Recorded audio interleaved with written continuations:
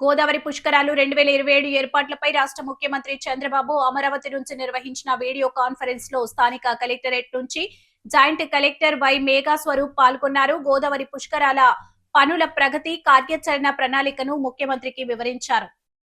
ముఖ్యమంత్రి నారా చంద్రబాబు మాట్లాడుతూ గోదావరి పుష్కరాలు రాష్ట్ర ప్రతిష్టకు సంబంధించిన మహత్తర ఆధ్యాత్మిక వేడుకగా భావించి అన్ని శాఖలు సమన్వయంతో పనిచేయాలని ఆదేశించారు.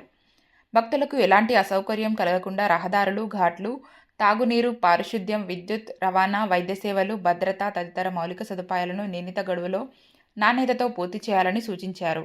అలాగే ప్రతిపాదిత పనులకు అవసరమైన పరిపాలనా సాంకేతిక అనుమతులను వేగవంతం చేయాలని, ప్రతి శాఖ పనుల పురోగతిని నిరంతరం పర్యవేక్షించాలని ఆదేశించారు.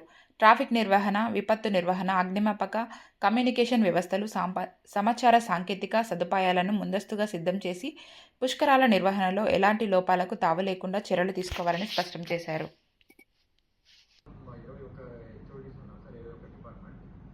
21 డిపార్ట్మెంట్స్లో టోటల్ వర్క్స్ ప్రపోజల్ వచ్చేసి 7,150 7,970 క్రోర్స్ సార్. కానీ ఇప్పుడు మనం చూస్తే ఎన్ని డిపార్ట్మెంట్ శాంక్షన్ చేశారు, వర్క్ స్టార్ట్ చేశారని చూస్తే మొత్తం 21లో 6 డిపార్ట్మెంట్ మాత్రమే